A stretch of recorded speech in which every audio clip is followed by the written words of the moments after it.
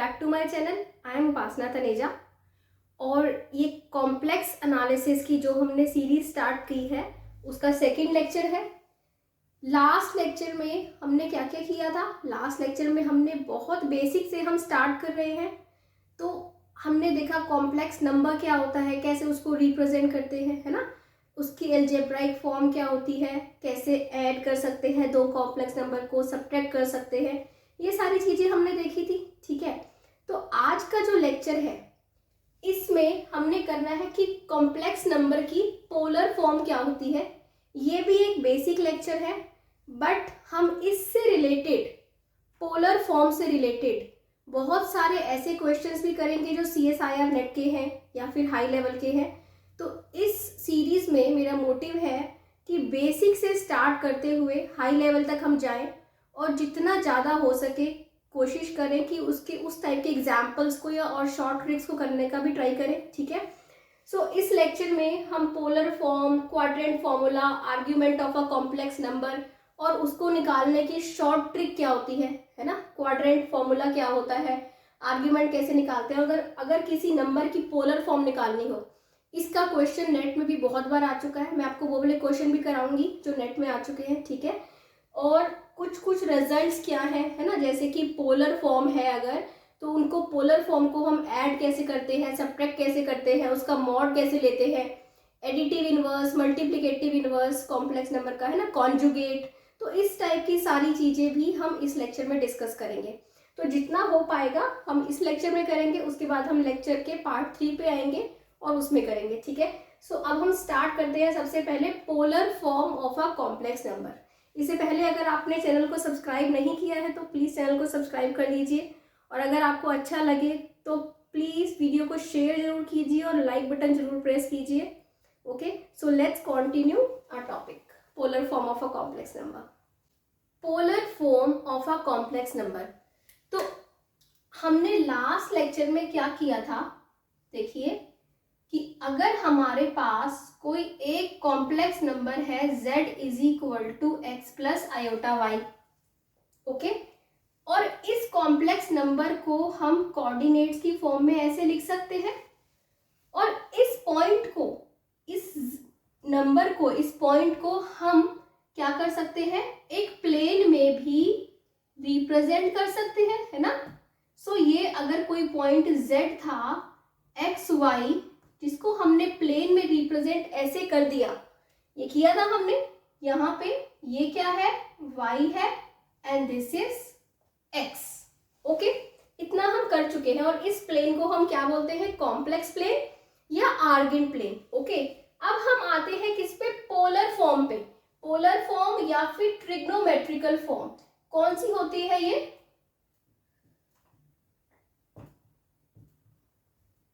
कौन सी होती है, ये फॉर्म आर थीटा वाली फॉर्म। कौन सी, आर थीटा। ठीक है, अगर आपको लगे कि वीडियो स्लो है तो स्किप मत कीजिए, उसको स्पीड कर फास्ट पे करके देख लीजिए। ठीक है, सो क्योंकि मेरा मोटिव है कि थोड़ा स्लो एक्सप्लेन करूं ताकि आपको अच्छे से चीजें क्लियर हो जाए। ओके, सो यहाँ पे क्या है, अगर हम क्या करते हैं, ये बोलें कि जो ये पॉइंट है ये ओरिजिन के साथ कितना एंगल बना रहा है, थीटा। ओके, ये टेढ़ा हो गया थोड़ा सा, ये क्या एंगल बना रहा है, थीटा, और किस डिस्टेंस पे है, आर डिस्टेंस पे है। ठीक है, अब ये आर क्या होता है, आर क्या होता है, ट्रिग्नोमेट्री लगाइए, क्या होता है, r is equal to x square plus Y square, hypotenuse is equal to base square plus perpendicular square, और क्या होता है, एक्स क्या होता है, r cos theta, and y क्या होता है, आर साइन थीटा, यही होता है।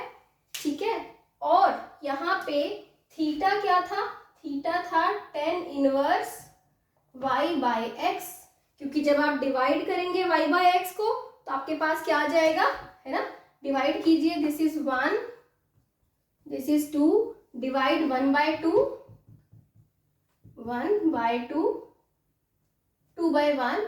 ओके, सो क्या आएगा, R sine theta by R cos theta is equal to Y by x.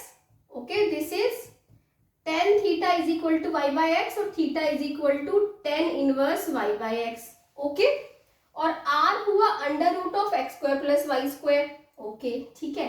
So mod z क्या होता था, याद है आपको, x square plus Y square का अंडर रूट, यही था मॉड z, है ना। मॉड z मतलब mod of x plus iota y, मतलब कि under root of x square plus Y square, और ये किसके इक्वल है, r के इक्वल है, under root of x square plus Y square. So mod z किसके इक्वल होता है, r के इक्वल होता है।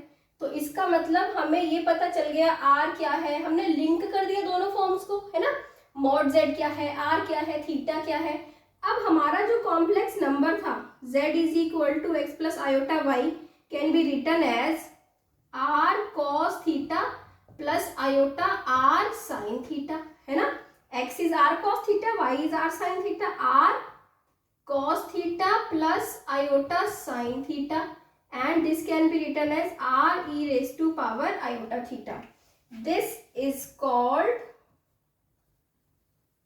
polar form of z, polar form of z, and r and theta are polar coordinates. ये इनको हम क्या बोलते हैं, polar coordinates. Okay, where r क्या होता है, यहां लिख दूं मैं इधर, r is equal to magnitude, आप आगे ऐड कर सकते हैं, r is equal to magnitude of a complex number, magnitude of z, ठीक है।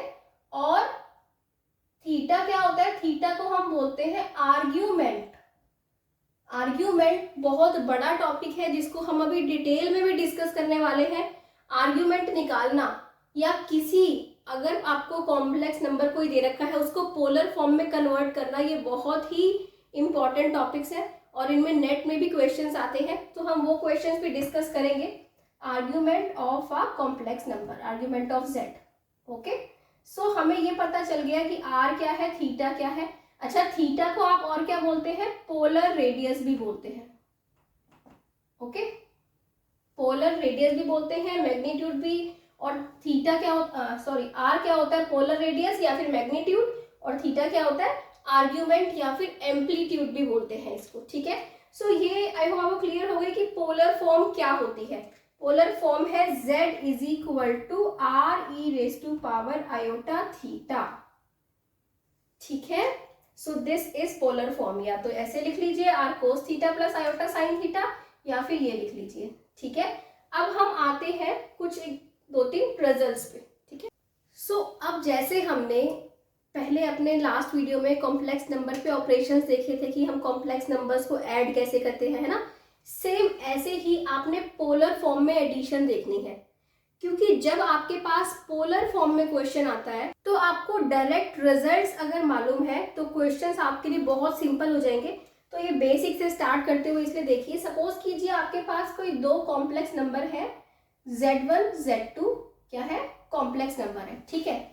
z1 हम ले लेते हैं क्या, r1 cos theta 1 plus iota sine theta 1, और z2 हम क्या ले लेते हैं, r2 cos theta 2 plus iota sine theta 2। Okay, तो z1 और z2 को आप ऐड भी कर सकते हो, माइनस भी कर सकते हो, है ना। ऐड कैसे करेंगे, ऐड ऐसे ही, या सब्ट्रैक्ट भी ऐसे ही करते हैं ना, कि रियल पार्ट में रियल पार्ट, इमेजिनरी पार्ट में इमेजिनरी पार्ट। तो क्या आ जाएगा, ये r1 cos theta 1 plus r2 cos theta 2, okay, plus iota r1 sin theta 1 plus r2 sin theta 2। सो ये हो गया कि हम कैसे कोई भी दो कॉम्प्लेक्स नंबर को ऐड करते हैं, ओके, ठीक है। इसके बाद आता है सेम ऐसे ही सब्ट्रैक्शन भी हो जाएगी, तो यहाँ पे माइनस आ जाएगा और वहां पे भी माइनस आ जाएगा, ठीक है। इसके बाद आते हैं बहुत इंपॉर्टेंट कि हम कैसे दो कॉम्प्लेक्स नंबर को मल्टीप्लाई करते हैं, ओके। अगर आपने क्या करना है, कॉम्प्लेक्स नंबर को मल्टीप्लाई करना है, सपोज कीजिए, okay, z1 into z2, okay, तो बताइए क्या होगा, r1 cos theta one plus iota sine theta one multiply R2 cos theta two plus iota sine theta two. Okay, तो क्या हो जाएगा R1 R2 cos theta one cos theta to cos theta one cos theta two. Okay, और cos theta one को इससे करोगे तो imaginary part आएगा, और आयोटा साइन थीटा वन को कॉस थीटा टू से करोगे तो इमेजिनरी पार्ट आएगा। जब आयोटा साइन थीटा वन को आयोटा साइन थीटा टू से करोगे तो क्या आएगा, iota plus iota square sign theta one sine theta to, पर आयोटा स्क्वायर क्या होता है -1, तो क्या बन जाएगा minus sign theta one sine theta two. Okay, ये हो गया ये, प्लस इसके बाद अब आयोटा ले लीजिए कॉमन, साइन थीटा वन को करा कॉस थीटा टू से, sine theta one cos theta two plus cos theta one sine theta two. Okay, so ये हो गया आपका मल्टीप्लीकेशन। मल्टीप्लीकेशन करके आया R1 R2 cos theta one plus theta two. Okay, और plus iota sine theta one plus theta two. Okay, तो ये Z1 Z2 किसके इक्वल आ गया, इसके इक्वल आ गया। ओके, सो इसका मतलब क्या हुआ, इधर से आप क्या बता सकते हो कि Z1 Z2 अगर कोई कॉम्प्लेक्स नंबर है, उस Z1 Z2 का आर्ग्यूमेंट क्या होता है, आर्ग्यूमेंट अगर Z कोई कॉम्प्लेक्स नंबर होता है उसका आर्ग्यूमेंट होता है थीटा। ठीक है, थीटा कैसे, हमने इसको पोलर फॉर्म में रिप्रेजेंट किया, cos of something iota sine of something, जो ये एंगल होता है ये आर्ग्यूमेंट होता है। तो Z1 Z2 का ये एंगल क्या है, theta one plus theta two है। So argument of Z1 Z2 is equal to theta one plus theta two. Theta one क्या है, argument of Z1 plus argument of Z2। So argument of Z1 Z2 क्या हो गया, argument of Z1 plus argument of Z2। और जो अभी हम बहुत सारी आर्ग्यूमेंट की प्रॉपर्टीज वैसे अलग से करेंगे, बट यहाँ पे हमने ये देखा कि जैसे पोलर फॉर्म है और इसी से आर्ग्यूमेंट, आर्ग्यूमेंट जो होता है वो लॉग वाली प्रॉपर्टीज होती हैं उसके साथ, जैसे लॉग होता है log x y is equal to log x plus log y, log x by y is equal to log x minus log y, इस टाइप से। ठीक है, तो जनरली हमने ये देख लिया कि Z1 Z2 किसके इक्वल आ गया, R1 R2 cos theta one iota जो भी है ये। ठीक है, अब इसी रिजल्ट को हम क्या करेंगे, n नंबर्स पे जनरलाइज करेंगे। ओके, तो देखिए कैसे। ठीक है, तो ये Z1 Z2 किसके इक्वल है, इसके इक्वल है। सिमिलरली अगर ऐसे ही Z1 Z2 के साथ क्या क्या होता, up to so on Zn, बहुत सारे n कॉम्प्लेक्स नंबर्स है हमारे पास। ठीक है, कितने भी है n कॉम्प्लेक्स नंबर हमारे पास है, तो वेयर Z क्या है आपका, Z आपका ये है R cos, और ZJ लिख लेते हैं, I तो इसमें होता है ना, RJ cos theta J plus I sine theta J। ठीक है, ये आपका Z है, Z1 Z2 Z3, J क्या है, where J is from 1 to n। Okay, J is equal to 1 to n। तो अब आपको क्या लेना है, प्रोडक्ट लेना है J is equal to 1 to n इन n कॉम्प्लेक्स नंबर्स का। जैसे आपने 2 का लिया था Z1 Z2, ये किसका है, Z1 Z2 up to so on Zn, इन सब का प्रोडक्ट है। उसको कैसे रिप्रेजेंट कर देंगे, प्रोडक्ट ऑफ दिस नंबर्स। तो जो Zj जो इनका प्रोडक्ट है वो क्या होगा, 2 थे तो R1 R2 इस टाइप से, तो n है तो n पे जनरलाइज कैसे करेंगे, R1 R2 Rn cos theta one theta two theta n plus iota sine theta one theta two theta n। ठीक है, सो हमने इसको n पे जनरलाइज कर दिया। ओके, सो अब क्या हुआ, आपके पास Z1 Z2 का प्रोडक्ट आ गया। सपोज कीजिए हम अगर इफ क्या हो जाए, Z1 Z2 Z3 equal to सारे Zn किसके इक्वल है, Z के ही, मतलब कि ये सारे क्या है, Z Z Z Z Z ही है, तो ये क्या हो जाएगा, Z raise to power n हो जाएगा। ठीक है, R1 R2 ये सारे क्या है, R R R R raise to power n हो जाएगा, है ना, n टाइम्स R है तो R raise to power n हो जाएगा। इसके बाद cos theta plus theta plus theta plus theta plus theta कितने टाइम्स, n टाइम्स, तो क्या हो जाएगा n theta plus iota sine n theta. ठीक है, सो जो ये बना आपका cos n theta plus sine n theta, ये क्या है, z raise to power n। ठीक है, बहुत ही इंपॉर्टेंट रिजल्ट है।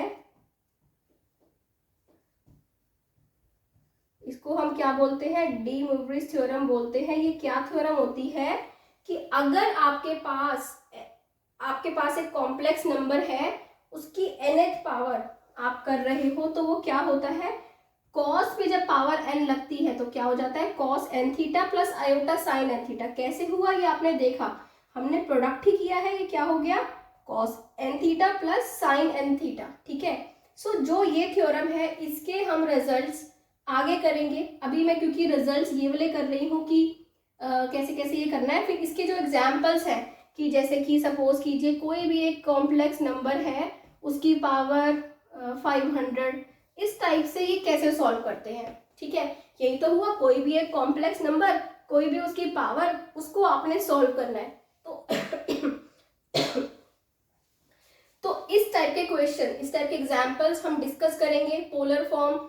उससे पहले हम थोड़े से ये रिजल्ट्स जो कर रहे हैं इसको कंप्लीट करते हैं, ताकि हम अपने एग्जाम्पल्स पे आ पाए। सो अब इसके बाद आता है एडिटिव इनवर्स।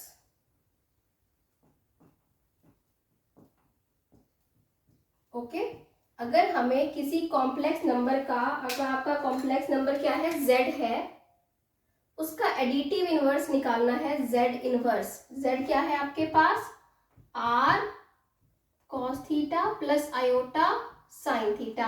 ठीक है, अगर आपको इसका एडिटिव इनवर्स निकालना है, क्या हो जाएगा, माइनस ऑफ z, है ना। माइनस ऑफ z मतलब minus of r cos theta plus iota sine theta. तो ये इसका है एडिटिव इनवर्स।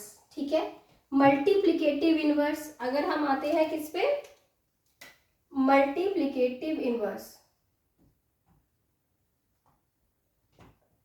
मल्टीप्लिकेटिव इनवर्स क्या होता है, z इनवर्स है, इसका मल्टीप्लिकेटिव इनवर्स क्या होगा, 1/z, ये क्या होगा 1/r cos theta plus iota sine theta. ठीक है, इसको क्या करेंगे, रैशनलाइज करेंगे, ऐसे ही सॉल्व करते हैं, cos theta minus iota sine theta upon cos theta minus iota sine theta is equal to 1/r, और ऊपर है cos theta minus iota sine theta, नीचे क्या आ जाएगा, cos theta a plus B, a minus B, क्या होता है a plus B minus B, a square minus B square, a square मतलब cos square theta, minus B square मतलब minus iota square sine square theta, iota square is -1, तो क्या बन गया, cos square theta plus sine square theta, that is 1।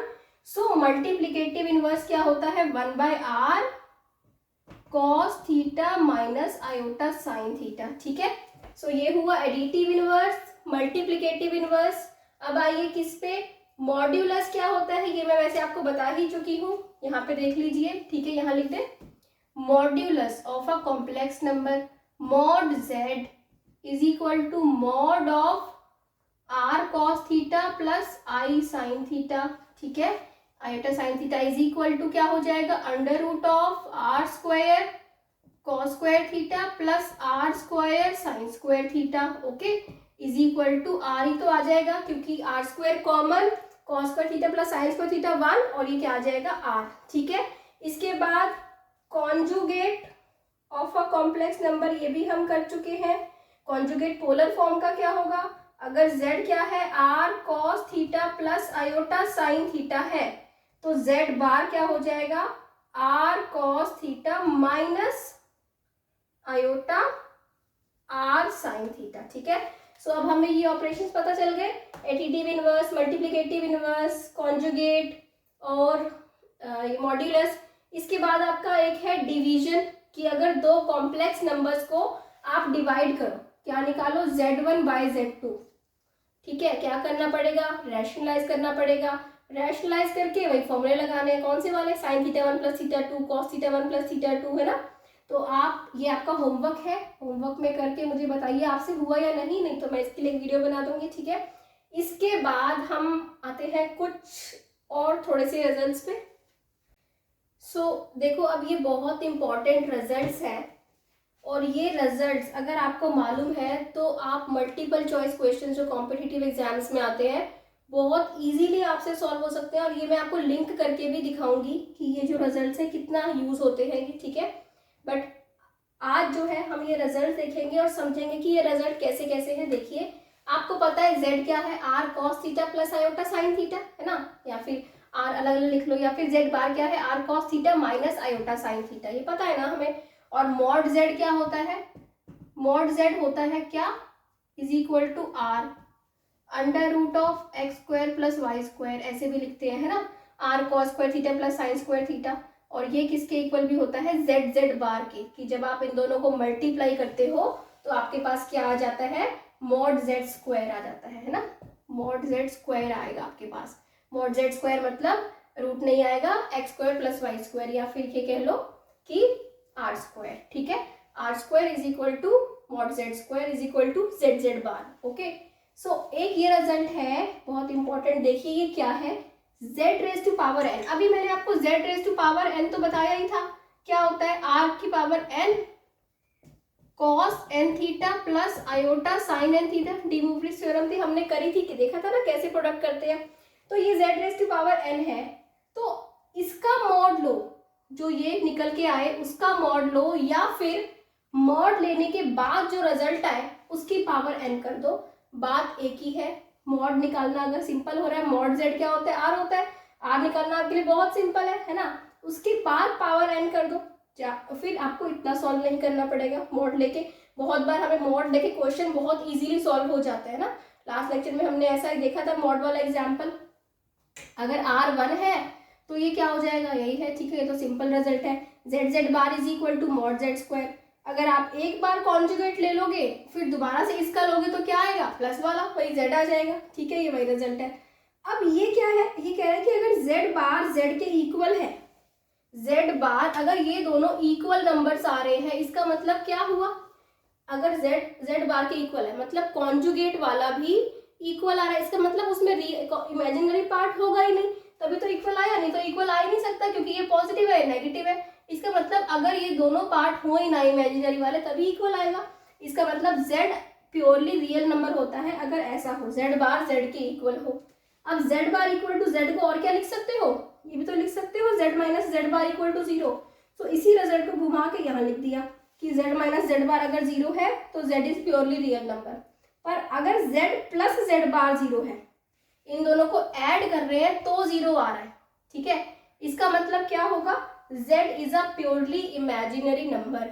Add करने पे अगर 0 आ रहा है दैट मीन्स z क्या है, प्योरली इमेजिनरी नंबर।